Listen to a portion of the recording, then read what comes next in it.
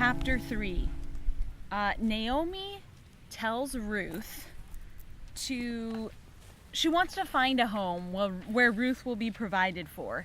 And she says, Boaz is one of our kinsmen. So this is what I want you to do. This sounds kind of weird.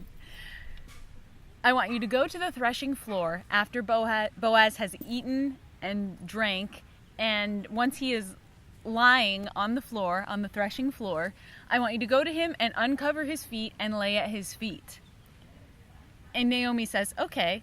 And this might have sounded weird to her too, because she was a foreigner, but this was a custom of the time. So it was almost like a proposal of marriage. It was showing that I'm laying at your feet, I'm presenting myself to you. So she goes to the threshing floor and she does as Naomi says. And then Boaz says, I know that you are a woman of noble character, and I also know that there is someone who is a closer kinsman than I. So let me do my due diligence. Let me go check with him and see if he plans to marry you.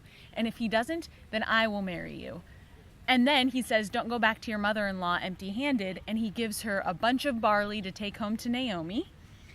And I think that takes us to the end of chapter 3. Yes. Yes.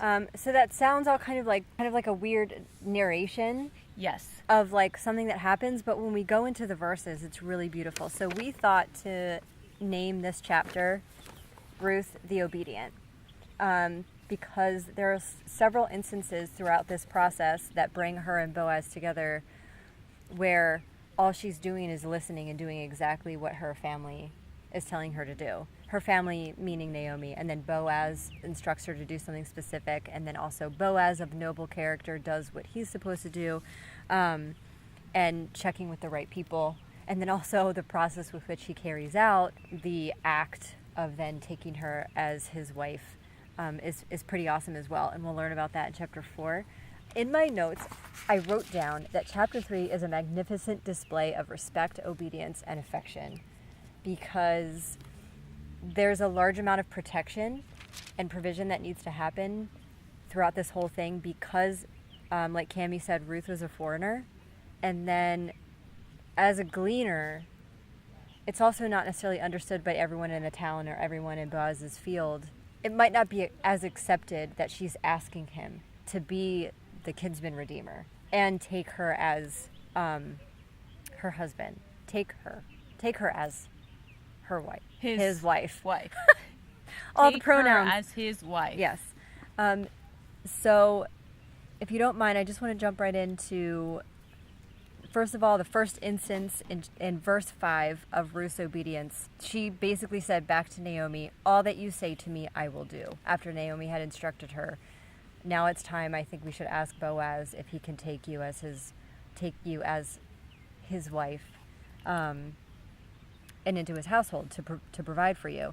Now, if we jump down to verse 11, we have already been through the night where Naomi has uncovered his feet, laid at his feet. Ruth. Ruth uncovered his feet. Ruth is there at the threshing floor after he falls asleep. Now she has essentially snuck in at this point, so no one could see her, and that was a specific instruction by Naomi.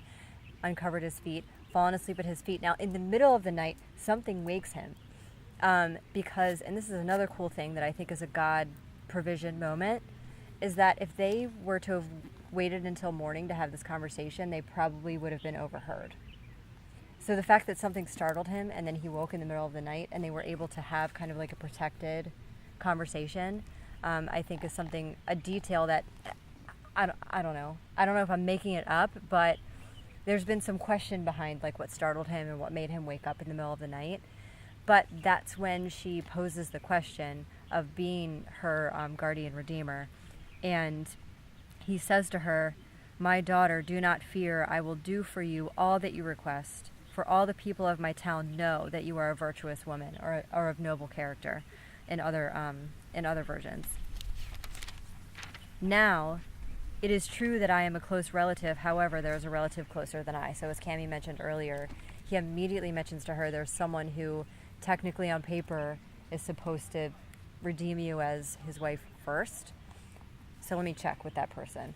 So I think that points to Boaz's noble character.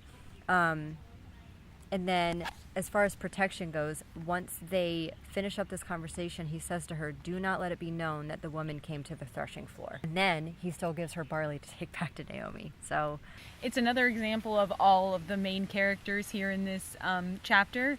They're all being obedient. Naomi is teaching Ruth the right way to do things, the way that they're meant to be done. And that seems kind of obvious, but there are other examples in the Bible where mothers didn't tell their daughters to do the right thing. They told them to be sneaky or something like that. Yeah. But Naomi leads a good example and is obedient to processes that God has laid out for all of this. And then we see in this chapter too that Boaz is known as a man of character. Not only do we see it in these words that he says to Ruth, but that's part of his reputation. Naomi says in verse 18 at the very end of the chapter, "Wait, my daughter, until you find out what happens, for the man will not rest until the matter is settled today." So she knows that Boaz is a man of his word, and he's going to do what he says, and he's going to do it in a timely manner. Yeah. And that says something about his character as well. Just as he says that Ruth is known as a woman of noble character by his people, so is he. So look at that. They're the perfect match. Yeah. Yeah. So it really shows both of their obedience and character all throughout this chapter. Yes. And then we'll find out in chapter 4 exactly what process Boaz takes. Looking forward to it. And we'll wrap up Ruth.